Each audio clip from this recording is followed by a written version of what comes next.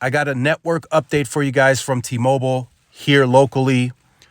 So the site that you see in this picture is a mid-band only site for T-Mobile. So just a quick backstory. When they first started the layover to LTE from HSPA, when they launched the 209 million pops that they were able to get to within that first year of them modernizing to LTE, it was all mid-band. They had no low band whatsoever in the company. So every single pop of LTE that they deployed that year was all on AWS or PCS. So they had to build that grid accordingly, not only during LTE, but also during HSPA, because during HSPA, they only had mid-band. So if they wanted any kind of penetration or somewhat of a solid coverage within the urban core, they had to build that on a dense macro grid.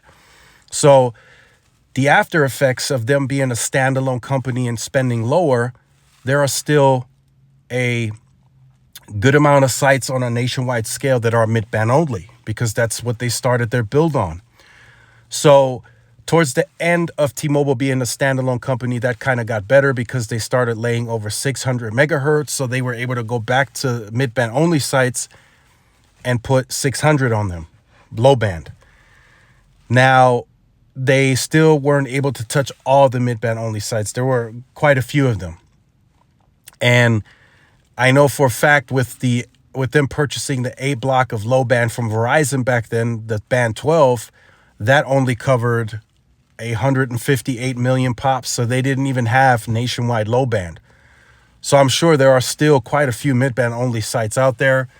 And this is one of them that you're seeing here in El Paso. Good thing is here, once the standalone low band 600 got going, they closed that gap. And then with the merged company now, they're going to all of the other sites, or have gone to all the other sites and have upgraded them since then. And this was one of the last ones out there in the county that you will see they're now upgrading as well.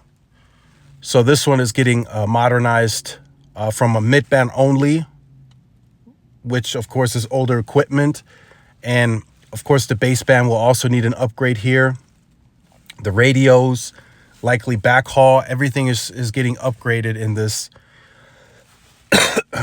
in this upgrade. So you already see here the N41, the 600 panel. I don't know if they'll keep the mid-band panel necessarily for this site. This is a very dense area. There's another site roughly about a mile from there. So I'll definitely go back and check on this one.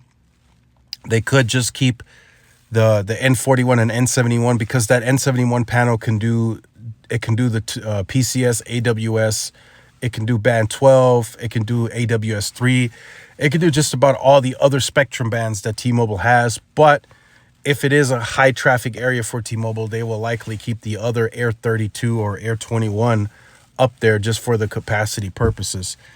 But like I said, it's coming together slowly but surely.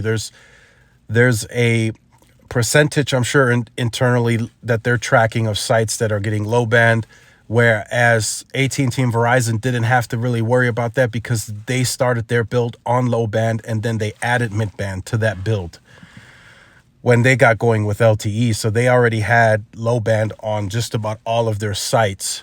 So now T-Mobile is having to reverse that process, and then in return, it's making their network better, the penetration, the efficiency, the speeds all around are just getting better in these types of scenarios where they are investing the CapEx and it's showing proof. So definitely leave all your comments in the comment section down below. Let us know if you've seen the mid-band only site being upgraded to the newer spectrum bands from T-Mobile. Now this should be happening at a higher volume across the nation. Especially as you get to 200 million, 250, 300 million. A lot of those sites should be mid-band only sites, because that's what T-Mobile built the network on. They had no low band. So they're reversing the process and having to go back to these sites now and add low band. And some of the covered sites that are getting low band, of course, I mean, the reachability now just expands and it further pushes the coverage to new areas. So let me know what you think about this in the comment section down below. Look forward to reading your comments. Make sure you guys like, share, subscribe.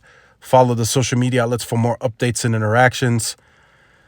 This is Tyrone with Tech Life. Thanks again for watching. See you guys in the next one. Peace.